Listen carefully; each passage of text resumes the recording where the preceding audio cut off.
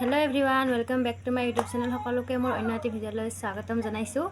তো আজিৰ ভিডিঅ'টোত মই মাছৰুম কেনেকৈ উগায় সেইটো দেখাব বিচাৰিম। যি গতিকে মাছৰুম খাই বেছিভাগে ভালেই পায় আৰু মাছৰুমৰ খেতি কেনেকৈ কৰে বেছিভাগে জানেই, কিন্তু মই কোনটো পদ্ধতি ব্যৱহাৰ কৰি মাছৰুম উগাওঁ সেইটো আপোনালোকক দেখাম। বলক ভিডিঅ'টো আৰম্ভ কৰোঁ। এয়া মই আৰম্ভ কৰিছোঁ মাছৰুম দিয়া।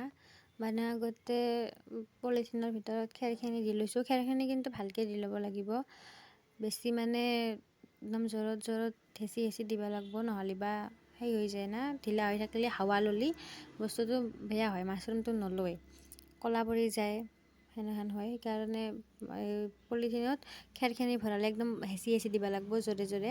মই যেনেকৈ দি আছোঁ এনেকৈ ঘূৰে যাতে হাৱাখিনি গোটেই ওলাই যায়। সেনেকৈ দি কিনে আৰু এটা লেয়াৰ দিলাক, দি কিনে নেক্সট বাৰ আৰু মাছৰুমৰ বীজ দিলাক, আৰু অলপ খেৰ দিলাক, আৰু মাছৰুমৰ বীজ দিলাক। তো সেনেকৈ আৰম্ভ কৰিব লাগিব। আৰু এই পলিথিনটোৰ তলত মানে এটা গাঁঠি দি ল'ব লাগিব ৰবৰেদি। আপোনালোকে মই ভিডিঅ'টো আৰম্ভ কৰোঁতে দেখুওৱা নহ'ল সেইখিনি, কিন্তু শেষত আছে, মই শেষত দেখাম সেই ৰবৰেদি গাঁঠা। আৰু নেদেখালেও আপোনালোকে নিজেও গাঁঠি ল'ব পাৰিব। আৰু এনেকৈ অলপ চলপকৈ দি দিলেই হ'ল, বেছিকৈ দিলেও কথা নাই, অলপকৈ দিলেও কথা নাই, আপোনালোকৰ এটা নিজা আন্দাজমতে দি দিলেই হ'ল। মই যেনেকৈ নিজৰ আন্দাজমতে দি দিছোঁ, অলপ খেৰ আৰু অলপমান সেই মাছৰুমৰ গুটি, সেনেকৈ নিজৰ আন্দাজমতে দি দিলেই হ'ল।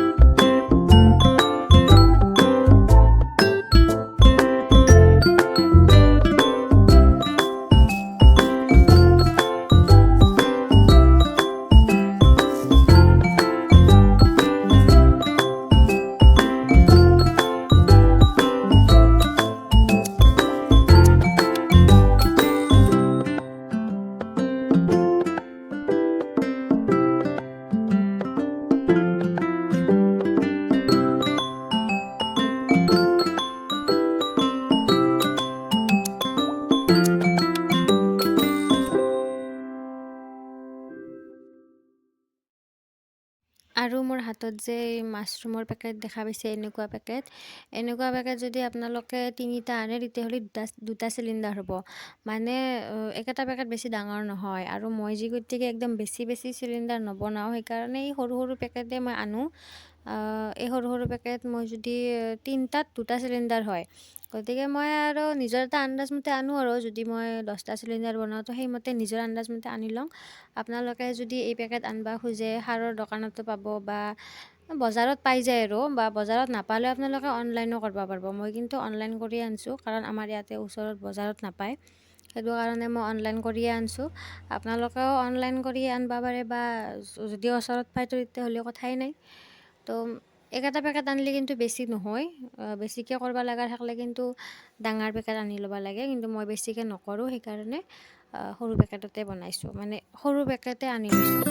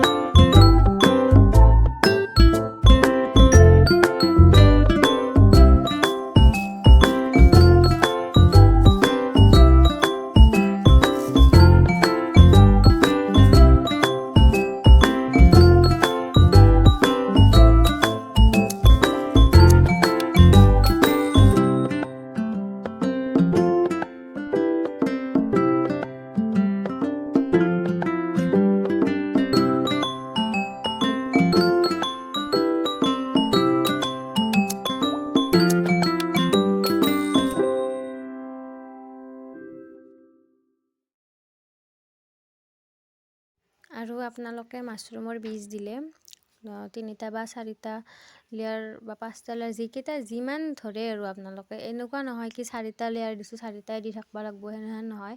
আপোনালোকে 5টাও দিব পাৰে, 4টাও দিব পাৰে, নিজৰ এটা আন্দাজ মতে দি দিব পাৰে, যি গতিকে একো প্ৰব্লেম নহয়। খালি খেৰখিনি দিওঁতে মানে ভালকৈ দি দিব, কাৰণ খেৰখিনি যদি কিবা কাৰণত দিওঁতে হাৱা লৈছে তেতিয়াহ'লে বেয়া হৈ যায়, ক'লা পৰি যায়, ক'লা পৰি গ'লে দিগদাৰ হৈ যায়, মাছৰুম নোলাব, তেতিয়া চিলিণ্ডাৰটো নষ্ট হৈ যাব, আৰু নষ্ট হৈ গ'লেতো একো লাভ নহ'ব ন। সেইকাৰণে আৰু আপোনালোকে খেৰখিনি দিওঁতে বহুত সাৱধান হ'ব, জোৰত জোৰত দি দিব, যাতে হাৱা ৰৈ নাযায়। আৰু পলিথিনটোও ভালকৈ বান্ধোতে ভালকৈ একদম টানি টানি বান্ধিব, যাতে হাৱা ৰৈ নাযায়। আৰু বাকী মাছৰুমৰ বীজ আপোনালোকে 4টা লেয়াৰ কৰি দিয়ে, 5টা লেয়াৰ কৰি দিয়ে, সেইটোত একো প্ৰব্লেম নাই, কাৰণ মই বনোৱা বহুদিনেই হ'ল, খালি ভিডিঅ' বনোৱা নাছিলোঁ, বনোৱা বহুদিনেই হ'ল। মই কিন্তু 4টা লেয়াৰ কৰি দিওঁতে একো প্ৰব্লেম পোৱা নাই, 5টা লেয়াৰ কৰি দিওঁতে একো প্ৰব্লেম পোৱা নাই।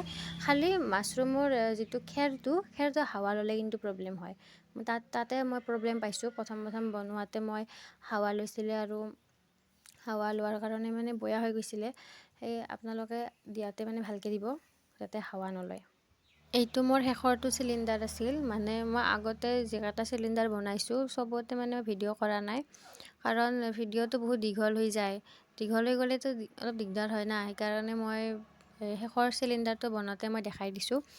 আৰু বাকী আপোনালোকে বনাব পাৰে, যিবিলাক ল'ৰা ছোৱালী মানে মোৰ নিচিনা পঢ়া শুনা বাদ দি কিনে এনেই আৰু ঘৰতে আছে, তাৰ কাৰণে এইটো মানে বনাব পাৰে, আৰু বিক্ৰীও কৰিব পাৰে, বা ঘৰত খোৱাৰ কাৰণেও হয়। যি গতিকে মাছৰুমৰ কিনিব গ'লে বহুত দাম আজিকালি, তো ঘৰতে বনাব পাৰে, ঘৰত খোৱাৰ কাৰণেও বনাব পাৰে, বা বিক্ৰী কৰাৰ কাৰণেও বনাব পাৰে, নিজৰ সুবিধাৰ কাৰণে। মই কিন্তু মানে বিক্ৰী নকৰোঁ ইমান, মই ঘৰতে খাওঁ, আমাৰ ঘৰৰ মানুহ বহুত আমাৰ, সেইকাৰণে ঘৰতে লাগে।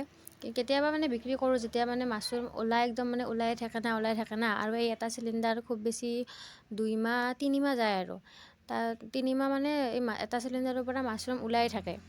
সেইকাৰণে আৰু কেতিয়াবা বিক্ৰী কৰিব লগা হয়, কিন্তু মই ইমান বেছিকৈ বিক্ৰী নকৰোঁ। কিছুমানেতো বহুত বহুত বিক্ৰী কৰে, যাৰ মানে আৰু বিজনেছ হয় আৰু তো সেইবিলাকে বেছিকৈ মানে বিক্ৰী কৰে। কিন্তু মই ভাবিছোঁ এতিয়া লাহে লাহে কি বিক্ৰী কৰা ষ্টাৰ্ট কৰিম। ইমান দিন বিক্ৰী নকৰিলেও এতিয়া বিক্ৰী কৰা ষ্টাৰ্ট কৰিম বুলি ভাবিছোঁ। তো আপোনালোকেওতো সহজ পদ্ধতি ব্যৱহাৰ কৰি মাছৰুম ঘৰতে উগাব পাৰে বা বিক্ৰী কৰিব পাৰে। সেয়াই আৰু ভিডিঅ'টো চাই ভাল পালে যদি লাইক কৰিব, শ্বেয়াৰ কৰিব আৰু কমেণ্ট কৰিব। আৰু মই ভিডিঅ'টোৰ শেষত মানে মাছৰুম, মই আগৰ যিখিনি মাছৰুম আছে সেইখিনি মানে ওলাইছে, মাছৰুমৰ সেইবিলাক পিনহেডবিলাক ওলাইছে। তো আপোনালোকে সেই ভিডিঅ'টোৰ শেষত দেখা পাব মানে কিমান হৈছে। আৰু এইটোতো মই এতিয়া নতুনকৈ বনোৱা চিলিণ্ডাৰ, কিন্তু ইয়াৰ আগৰ যিকেইটা চিলিণ্ডাৰ বনাইছিলোঁ তাতে মানে পিনহেড ওলাইছে। 18 দিন হৈ গৈছে, হৈ যোৱাৰ কাৰণে পিনহেড ওলাইছে। আৰু মই সেইটো ভিডিঅ' কৰিছোঁ, ভিডিঅ'টোত আপোনালোকে শেষত দেখা পাব। মই পিনহেডখিনি অকণমান ভিডিঅ' কৰি দিছোঁ আৰু গোটেইখিনি দিয়া নাই, অলপ অলপ দিছোঁ। এয়া দেখা পাইছে মানে কিমান হৈছে, মানে সৰু পেকেটত কৰিছোঁ না, সেইকাৰণে আৰম্ভণিতে মানে এনেকুৱা হৈ ওলাব, তাৰপিছত ডাঙৰ হ'ব। তো আজিলৈ